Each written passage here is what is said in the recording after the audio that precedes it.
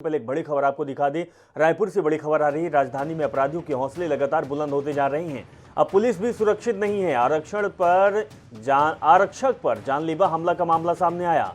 बदमाशों ने आरक्षक पर चाकू से हमला कर दिया। ढाबा बंद कराने गया था आरक्षक के हाथ में लगा है चाकू। पुलिस ने आरोपी को हिरासत में लिया।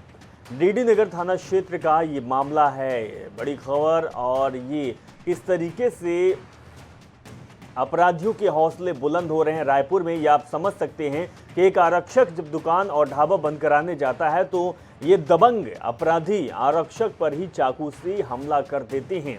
ये मामला रायपुर से आया हुआ है। डीडी नगर थाना क्षेत्र का है, जहां पर एक अपराधी, जो कि आप तस्वीर देख रहे हैं, उसने इस जो तस्वीर दूसरी है वो चाकू से हमला किया है एक आरक्षक पर। पुलिस के जवान पर ही हमला हुआ है। यानी कि सूबे में और राजधानी में पुलिस भी सुरक्षित नहीं है।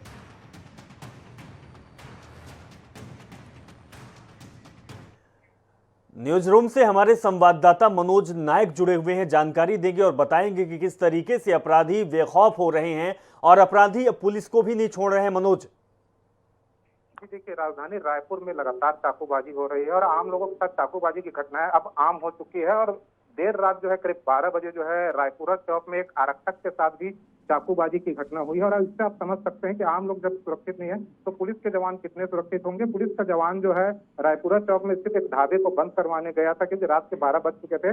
ढाबा में खाने वाले के लिए जो ग्राहक है वे आए हुए थे। इसी दौरान जो है हर्ष शुक्ला भी वहां पर पहुंचा हुआ था। जब आरक्षक ने ढाबा संचालक को कहा कि ढाबा को बंद करिए, रात काफी हो चुकी है, इसके बाद जो है हर्ष शुक्ला आरक्षक के साथ भिड़ गया और उसने अपने पास रखे चाकू से आरक्षक पर हमला कर दिया। इसमें आरक्षक जैसे तैसे अपने बचाव की कोशिश की और इस दौरान जो है आरक्षक गजेंद्र साहू के हाथ पर चोटें आ गई। इसके बाद आरोपी जो है भागने की कोशिश कर रहा था और लगभग भाग भी चुका था। और वहीं जो है आरक्षक ने मामले की सूचना जो है थाने में दी। इसके बाद थाने की टीम भी सक्रिय हुई और आरोपी हर्ष शुक्ला को गिरफ्तार कर लिया गया है। उसके खिलाफ जो है शासकीय कार्य में बाधा के अलावा गैर जमानती धाराओं में अपराध पंजीबद्ध किया गया है। लेकिन बताने वाली यह बात है कि राजधानी में लगातार अपराधों का जो आंकड़ा है, ग्राफ है, वो लगातार बढ़ रहा है। चोरी की घटनाएं बढ़ चुकी है, खुलेआम डकैतियां हो रही है। हालांकि डकैती की जो डकैती थी अनाज कारोबारी के साथ, उसे पुलिस ने सुलझा लिया है। करीब 13 आरोपियों की गिरफ्तारी हो गई है। इसके अलावा जो एक डकैती की घटना थी टिकरापारा के ही देवपुरी इलाके में मेडिकल कारोबारी के साथ, जो कि नवरात्र के दौरान हुई थी, इस मामले को अभी तक के सुलझाने में पुलिस विफल रही है। साथ ही साथ जो है चोरी की बड़ी घटनाएं हुई है। बाहर के जो गैंग है वे लगातार सक्रिय हैं। रायपुर के ही जो अलग अलग इलाकों की बात करें, जिसमें विधानसभा इलाके हैं, वहां पर एक चोरी की बड़ी घटना हुई थी। साथ ही साथ जो है टेकारी में एक बड़ी चोरी की घटना हुई थी। इन सारी घटनाओं को अब तक पुलिस सुलझाने में नाकाम रही है। साथ ही साथ जो है हत्या की बात करें तो हत्या के मामले भी है, काफी मामले हैं जो अनसुलझे हुए हैं। इसके अलावा जो है आपको बताना चाहूंगी कि जिसमें मंदिर हजौद इलाके में किसान की हत्या बीते दिन हुई है, इस मामले में भी अब तक से पुलिस को कोई खास सफलता नहीं मिली है। साथ ही साथ निमोरा इलाके में एक हत्या की वारदात हो गई। और करंट की बात करें तो कल जो है गोबरा नवापाड़ा इलाके में एक महिला की गला दबाकर हत्या हुई है, उसके भी मामले का खुलासा नहीं हुआ है। साथ ही साथ जब पीछे गत वर्षों की बात करें तो टिकरापारा इलाके में नंदी चौक में एक महिला की उसी के घर में हत्या हो गई थी, बुजुर्ग महिला की। इस मामले में भी आरोपियों की गिरफ्तारी नहीं हुई है। तो कहीं ना कहीं जो है राजधानी में पुलिसिंग पर सवाल खड़े हो रहे हैं और अब जो है पुलिस के आरक्षक पर भी चाकू से हमला हो रहा है। तो इससे ही समझा जा सकता है कि अपराधियों में जो है पुलिस और कानून का भय नहीं है। बिल्कुल मनोज जी, जिस तरीके से आपने कई वारदातों के बारे में बताया, जितने रायपुर में थाने ने उससे ज़्यादा वारदातें हो रही है। लेकिन सबसे बड़ी बात यह है कि मनोज जी, कि इस तरीके की घटनाएं होती है, कहीं हत्या तो कहीं लूट, कहीं डकैती, कहीं चाकूबाजी, आए दिन और रोज कहें तो भी गलत नहीं होगा कि रोज ऐसी घटनाएं रायपुर में हो रही है। बड़ी बात यह है कि जब पुलिस और प्रशासन सिर्फ उन हत्या को सुलझाने की बात कह देते हैं, लेकिन ऐसी कोई कड़ाई नहीं होती, ऐसी कोई दबिश नहीं दी जाती, इतना खौफ उन अपराधियों के बीच में पुलिस नहीं बना पाती कि ऐसी घटनाएं दोबारा ना हो। जी देखिए, पुलिस अपनी तरफ से पूरे एहतियात बरतने का दावा करती है। रोज रात को जो है खासकर जो वीकेंड पर जो है शुक्रवार की रात से पुलिस अभियान चला रही है।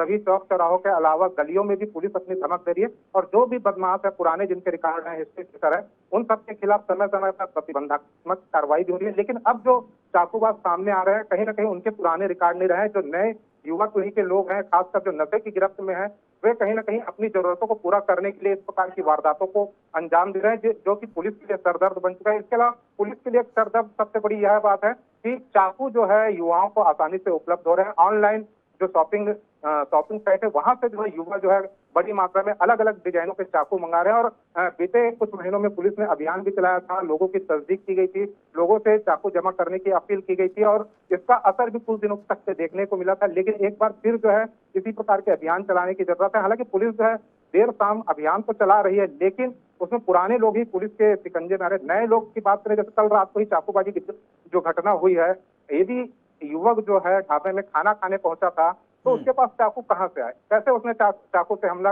आरक्षक पर कर दिया। आरक्षक जबकि वर्दी पर था और देख रहे हैं कि पुलिस कर्मी है, उसके बाद भी कहीं ना कहीं जो आरोपी है उस पर जो है पुलिस का खौफ नहीं है, कानून का खौफ नहीं है।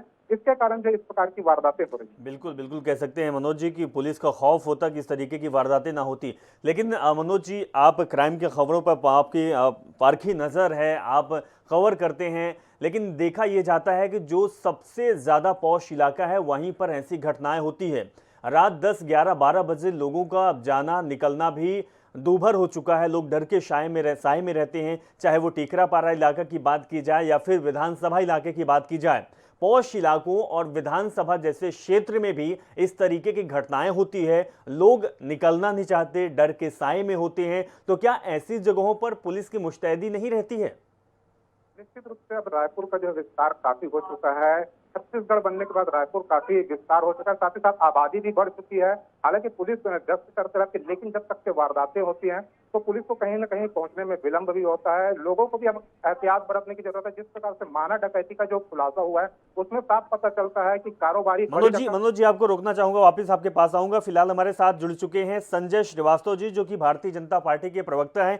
संजय जी, अभी एक घटना है रायपुर में हुई जहां पर एक आरक्षक को ही एक ढाबे में काम करने वाला उसने चाकू से हमला कर दिया। सवाल ये है कि अगर सूबे में पुलिस ही सुरक्षित नहीं है तो आम लोग कैसे होंगे?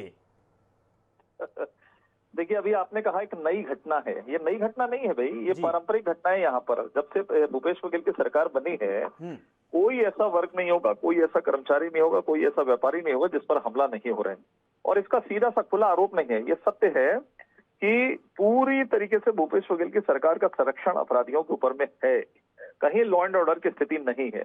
वसूली अभियान चल रहा है, भ्रष्टाचार चल रहा है, रेत की खदानों में जिला पंचायत के सदस्यों को पिटाई हो रही है, थाने के अंदर में घुसकर पत्रकार पर हमला हो रहा है। अर्थात अराजकता जिसको कहते हैं, पूरे प्रदेश के अंदर में अराजकता फैल गई है। लेकिन फिर भी सरकार बेशर्मी के साथ में अपनी बातों को करती है। आज कल अभी 3 दिन पहले 50 लाख लूट गया, आज आरक्षक पर हमला है, पुलिस वालों पर हमला है, अधिकारियों पर हमला हो रहा है। आखिर ये क्या है क्या? तो मुझे लगता है इनसे कोई बहुत ज्यादा अपेक्षा, देखिए जब प्रशासन तंत्र कमजोर होता है तब इसी तरह की स्थिति होती है, लॉ एंड ऑर्डर की स्थिति। आज तो मुझे ऐसा लगता है कि आज शहर के अंदर में आज थानेदार या जो भी संबंधित आदमी है उसको उठाकर सस्पेंड करना चाहिए, लाइन अटैच कर देना चाहिए उनको।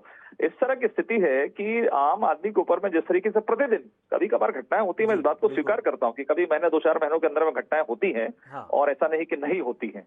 लेकिन जिस तरीके से बेलगाम और उसके बाद जिस तरीके से तंत्र का जो प्रभाव जिस तरीके से है, पुलिस तो एकदम ये स्थिति में आ गई कि इतनी कमजोर दिखाई देती है इनके राजनीतिक तंत्रों के कारण, वो कुछ कर चाहे भी तो कुछ नहीं कर पाती है। तो मुझे लगता है एक बड़ा मामला है और सरकार अब इसको सरकार को क्या कहा जाए, सरकार तो इस तरीके से काम कर रही है कि मुझे लगता है कि अब इनसे अपेक्षा करना भी बेकार है। बिल्कुल संजय श्रीवास्तव जी, आपने बात सही कही कि ये केवल ये ताजा मामला, ये भी आज का है। हमारे संवाददाता मनोज नायक जुड़े हुए हैं, लगातार वो क्राइम की घटनाओं पर नजर रखते हैं, कवरेज करते हैं। उन्होंने एक फहरिस्त लगा दी कि कितनी घटनाएं हुई, आए दिन घटनाएं 2, 4, 6, 8, 10 राजधानी में इस तरीके की है। हमने उनसे भी सवाल किया कि अगर विधानसभा जैसे, टीकरापारा जैसे, कुछ सिविल लाइन जैसे एरिया सुरक्षित नहीं है, पॉश इलाका कहा जाता है, लेकिन वहां भी लोग अगर 10-11 बजे की बात की जाए संजय जी, तो लोग डर जाते हैं, लोग जाना नहीं चाहते हैं, रास्तों से गुजरना नहीं चाहते हैं।